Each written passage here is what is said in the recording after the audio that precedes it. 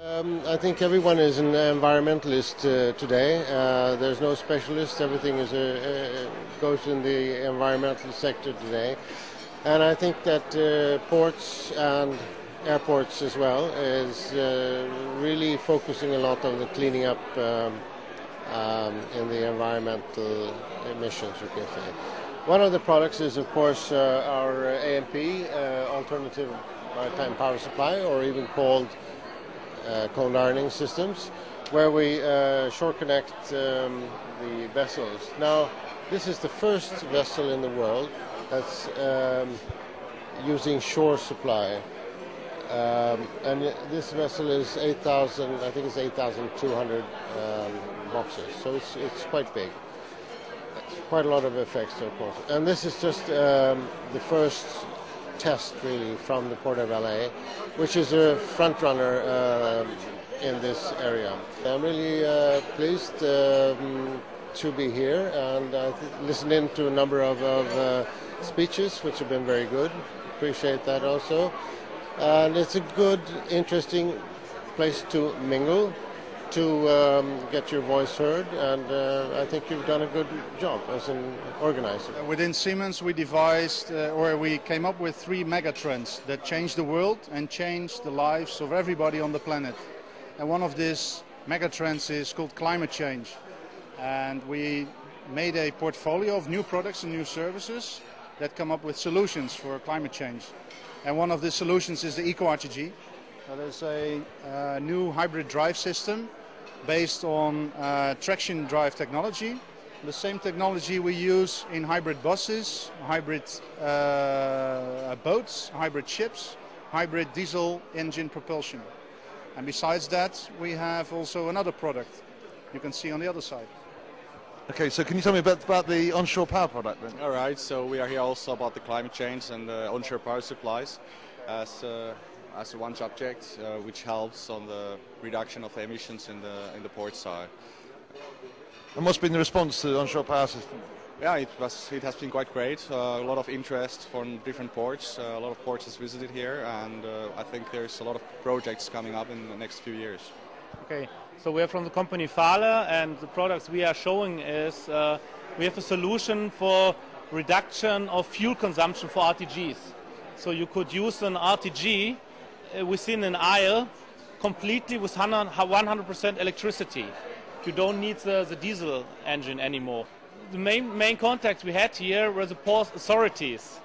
They were very interested, and the key topic for us is to get that through to the people who own the RTGs, because the other people who own the RTGs also have to see the benefits.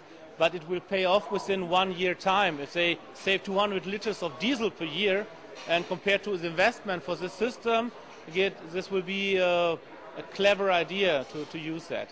We have had very many, more than we could imagine, very many visits to our booth, many questions, a lot of links, and I am a little bit concerned about the huge amount of work we have to to make after this conference. Well, Linda are heavily involved with the environment, with products for the environment, and how we have an impact upon that, both in the use of the products, but also how we manufacture and dispose of the products at the end of their life.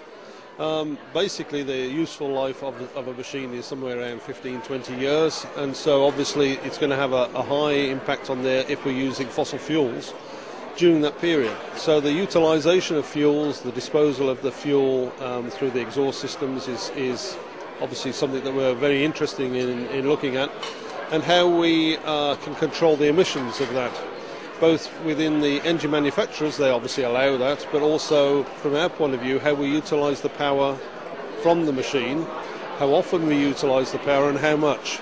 And obviously by using hydrostatic drive technology that we're using on our machines, empty container handlers and forklift trucks, that reduces fuel consumption by somewhere around 10 to 15%.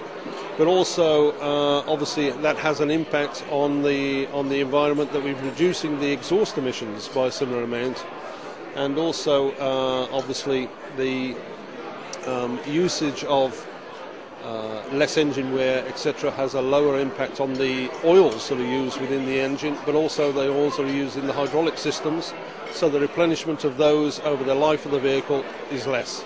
So the impact on the environment is less. But we've had many people come understand and talk to us about how our machines might impact on that as a general attitude, not specifically Linda, but how materials handling equipment is evolving. And I think that Linda is, we managed to say to people that we are at the forefront. We are developing equipment that is not only meeting but also going beyond what is required, because we don't only stop and say, well, okay, the requirement by law is this and it will be this in the future. We also look to say, well, okay, we're going to surpass that, and where possible we will. We're here with our partners Environmental Tracing Systems, who provide the measurement expertise, the site investigation aspect. CARES specialises in the environmental engineering disciplines, inclusive of numerical predictive modelling, and we have a particular expertise in weather, environment and climate information systems that, when you pull those skills together, allows us to provide an integrated capability. It's been a refreshing experience to see the diversity of participants, and I hope I'm right in my assumption that I think we've stimulated some interest, because we're actually providing a slightly different perspective on the challenge, i.e. the weather, environment and climate, and vulnerability and adaptation challenges that ports will face as a consequence of inevitable consequence of climate change. Thank you very much for inviting me. It's been a great pleasure for me to present and to introduce this a small project, but for us a really strategic project.